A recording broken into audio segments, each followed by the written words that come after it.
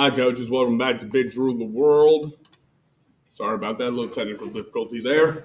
I'm Coach Allen, and we're continuing our series today on 3 takeaways from each of the college football playoff teams that you can take to make your team better this year. First episode of the series, we did Notre Dame, then Clemson, then Ohio State, and we slowly worked our way up to the champs, the Alabama Crimson Tide, one of the best dynasties in college football history, perhaps. Nick Saban here, okay? Look back at 2020. What's the big difference here in Alabama? Well, Najee Harris, having an elite running back for Alabama, not very different. Precision passer. Mac Jones, precision pocket passer. Tom Brady-esque, okay? 2 big play receivers in Jalen Waddle and Devontae Smith. Nick Saban's group has always seemed to have talent. Okay, but this year was a little bit different, just how loaded they were. Okay, you talk about a team that couldn't get touched in the semis or the final.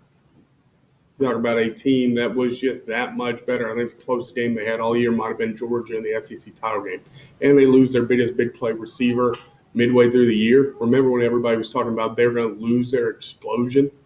Now that Waddle's hurt, and then this guy, Devontae Smith, a little 160-pound receiver, ends up winning the Heisman Trophy. Crazy stuff. Okay, but how do you do it outside of the obvious answer, which is have talent? Okay, here's 3 lessons we can take away from the champs.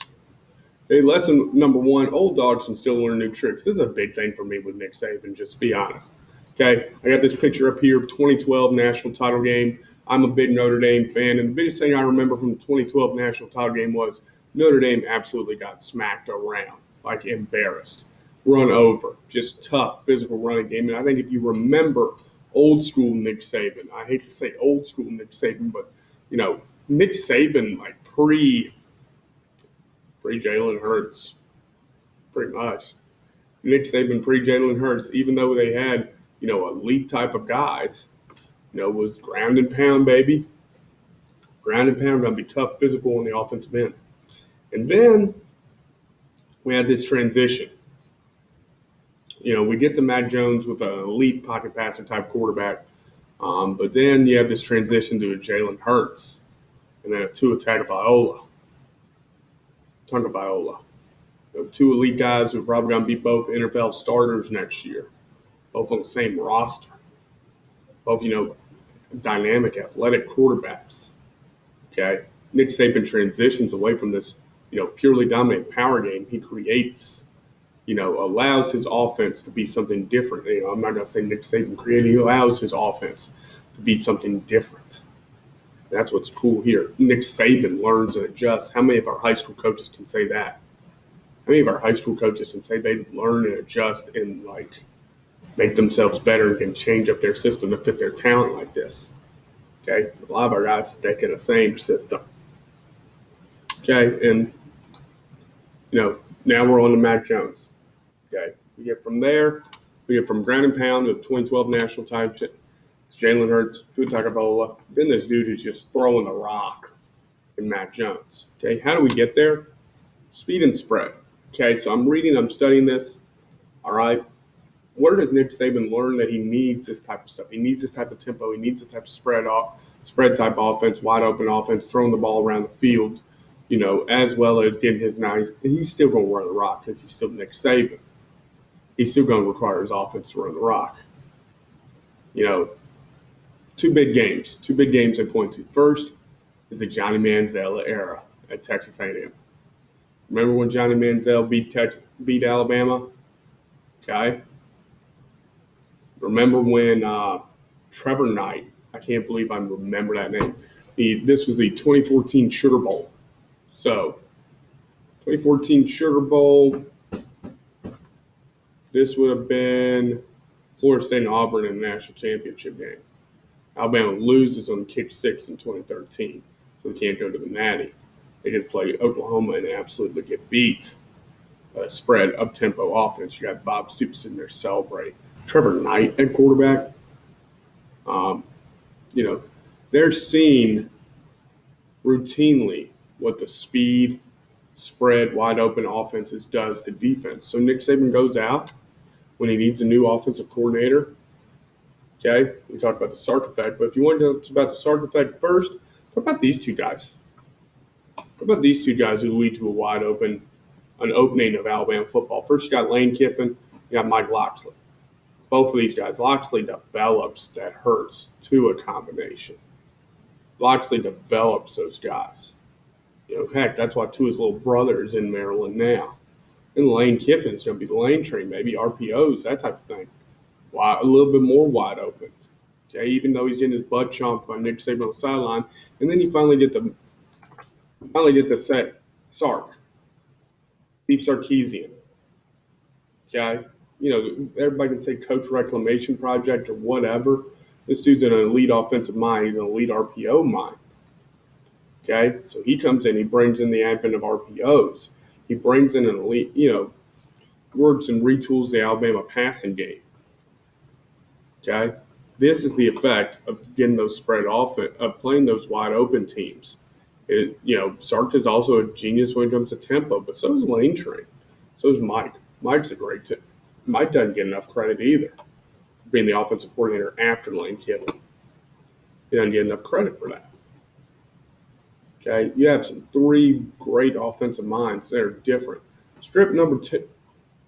Okay, so you're learning, just to sum up that first lesson, Nick Saban allows these types of guys into the room. Remember how big of a deal it was that Lane Kiffin was coming to Alabama? Remember how big of a deal that Steve Sarkisian has been that coach reclamation project? Nick Saban allows smart guys into the room, and he doesn't make them forget all ideas and follow specifically what he wants. He allows new ideas into the room. That's a big thing.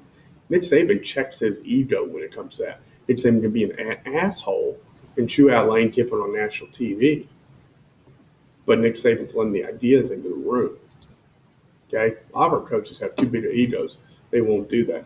Next one, strip for accuracy in the passing game. So you have two elite athletes in Tua and Jalen, and then this guy is your quarterback. Okay?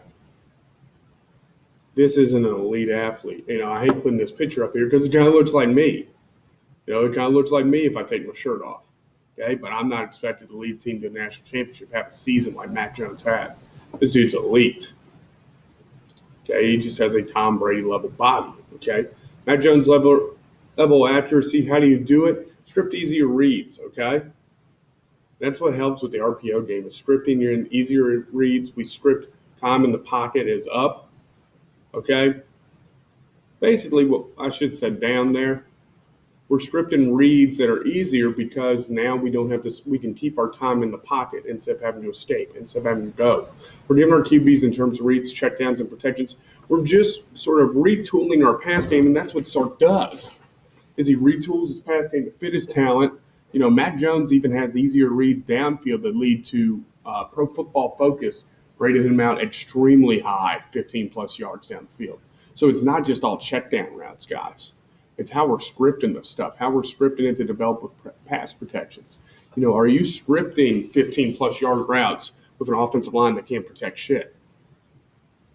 Okay? You're not going to have a good quarterback. Script easier reads. Okay? Use that RPO game. Use that play-action game like Alabama does well. Set everything up to work in harmony with your quarterback and with your skill sets. And this is where it leads to my last lesson. Lesson number 3, the Sark model. Everybody's flooding to his RPOs and play-action pass game now. He's having his base runs a power, gap, inside-outside zone. And he's just attaching RPOs to them while also setting up play-action. So you're stretching your defense at a different level by attaching the RPOs to the backside. Okay, and you can attach RPOs in any dang system you want to. Okay, he's still running the rock, still has an elite talent there. And then pass the ball when the box doesn't allow you to run. Sark keeps it fundamentally simple. He just scripts his stuff around and, designs concepts that fit his team. Okay, and that's the biggest thing I think we can find from our four teams. Okay, they find stuff that fit the team, guys. Okay, be smart, be adjustable. If I'm going to teach you anything before we leave off on this series, we're going to go into the NFL teams. We're going to talk about Buffalo, which graded out as the highest offensive line for me this past year in terms of our Big Jewel of the World rankings. If we're going to tell you anything, guys, be flexible. Be flexible with what you have. We got college coaches. We got Nick Saban's best damn college football coach in the country.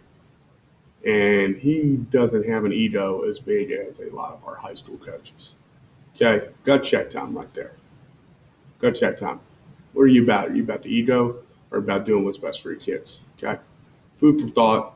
Biggest takeaway I've had from this whole lesson. What are you about? Okay.